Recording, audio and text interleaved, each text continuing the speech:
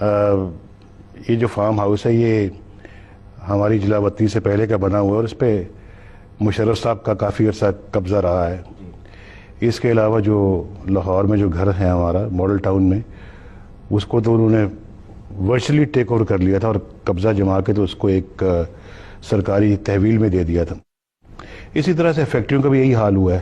کئی ایسے سیاسی خاندان ہو سکتے ہیں جنہوں نے ممکن ہے ملک و قوم کو لوٹا ہو، لیکن میں دعوے سے یہ بات کہہ سکتا ہوں کہ جو ہمارا ایک سیاسی خاندان ہے، پہلے سیاسی تو نہیں تھا، یہ تو ہم انڈسٹری میں تھے، یہ ایسا سیاسی خاندان ہے جس کو مختلف حکومتوں نے لوٹا ہے بالکل. اور 1937 سے 1937 سے میرے والد صاحب نے یہاں پہ سب سے پہلے ایک کارخانہ لگایا اور پھر وہ ماشاءاللہ بڑھتا بڑھتا اتنا بڑا ہو گیا کہ اس کو ذوالفقار علی بھٹو صاحب نے آ کے اس کو نیشنلائز کر لیا اور اس کو قومی تحویل میں لے لیا. ایک جس کو کہتے ہیں نا پیسہ پینی، وہ تک انہوں نے ہمیں اس کی کمپنسیشن میں ادا نہیں کی. اور وہ پھر بالکل ساری فیملی جیب میں کوئی پیسہ نہیں. اور وہ جنگ 1971 کی مشرقی پاکستان میں جنگ ابھی ختم ہی ہوئی تھی، کوئی یہ کام ہو گیا. ایک فیکٹری ہماری مشرقی پاکستان میں تھی، شاید آپ کو بھی نہیں پتا اور شاید سننے والوں کو بھی نہیں پتا، وہ بھی اس میں چلی گئی. اس کا 1% بھی ہمیں نہیں ملا. یہ بھی انہوں نے یہاں سے لے لی. تو بالکل فارغ ہو گئے ہم. اور اس کے بعد پھر محترمہ آئیں. محترمہ کے آنے کے بعد پھر جو ہم پہ گزری، جہاز ہمارے جوناتھن کراچی میں 70 کروڑ روپے کا اس پہ نقصان ہوا. اس کے بعد پھر چونکہ محترمہ اور ہم ایک اس وقت مخالف ایک سیاسی حیثیت میں تھے، تو اس وقت تو ظاہر ہے کہ انہوں نے بھی اس معاملے میں کوئی کسر نہیں چھوڑی. اس کے بعد پھر ایک جب یہ مشرف صاحب کا ماشاء اللہ آیا تو مشرف صاحب کے ماشاء اللہ نے جو ہماری رہی سہی جو فیکٹریاں تھیں اس پہ تالے لگوا دیے اور بند کروا دیں، بالکل فارغ کر دیا، ملک سے باہر بھیج دیا، جیلوں میں بند کیا. اور آپ کو سب پتہ ہے، تفصیل میں جانے کی کیا ضرورت ہے. اور ہائی جیکنگ کا ایک جعلی کیس میرے اوپر بنوا دیا.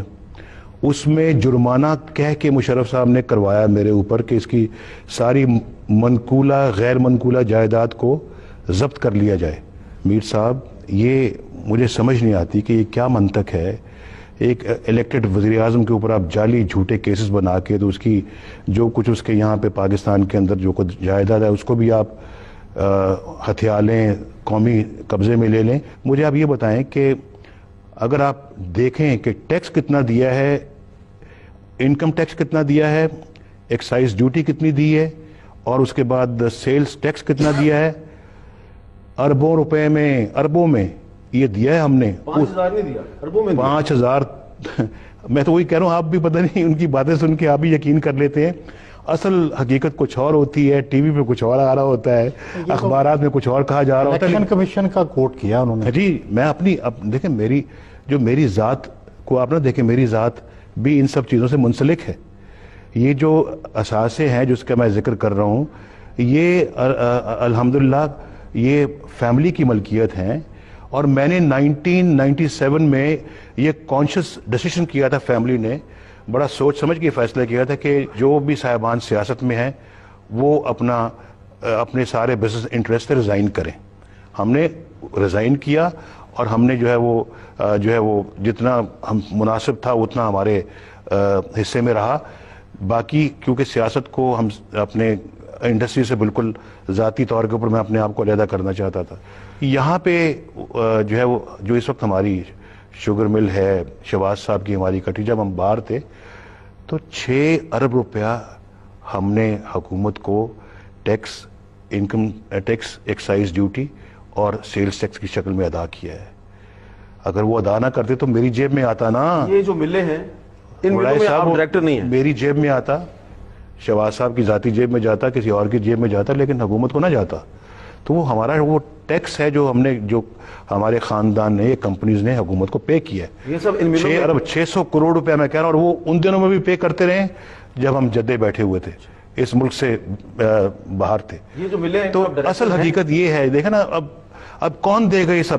جو فیکٹری ہماری نیشنلائز ہوئی ہے, کسی نے پوچھا آج تک کہ جناب آپ کی اربوں روپے کی فیکٹری ہم نے احتیاط لی آپ سے, آپ یہ کم از کم چلیں اور دے تو 1/10 حصے لے لیں آپ؟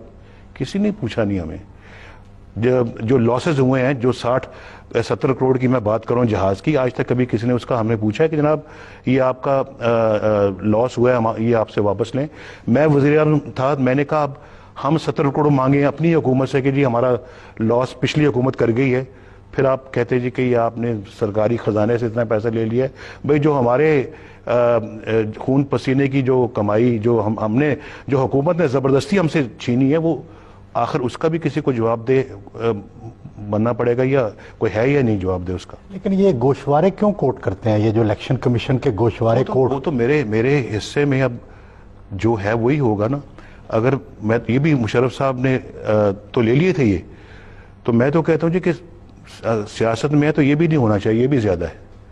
میں تو سمجھتا ہوں کہ جو کچھ ہمارے ساتھ جو سلوک ہوا ہے وہ کبھی کبھی سوچ کے بڑا دکھ ہوتا ہے. سعودی عرب بھیج دیا اور پھر یہ کہا جاتا ہے کہ جناب یہ سعودی عربیہ میں انہوں نے فیکٹری لگا لی. بھئی کیا میں سعودی عرب جدہ کی سڑکوں میں جا کے خدا نخواستہ میں کشکول پکڑ کے میں بھیک مانگتا؟ میرے والد صاحب بھی وہاں سے آتے ہوئے بھیک مانگتے, خاندان کو وہاں خدا نخواستہ لوگوں سے ادھار لے کے ہم کھاتے. زبردستی بھیجا گیا ہے, کوئی ہم خوشی تو نہیں وہاں یہاں سے ہم گئے تھے, زبردستی بھیجا اور پھر وہاں جا کے اپنے روزگار کے لیے کوئی موقع تلاش کی. یہاں تو کسی نے آنے نہیں دیا واپس. آپ گفتگو سن رہے ہیں مسلم لیگ نون کے قائد جناب نواز شریف کی. ایک وقفہ لیتے ہیں, وقفے کے بعد دوبارہ ملتے ہیں.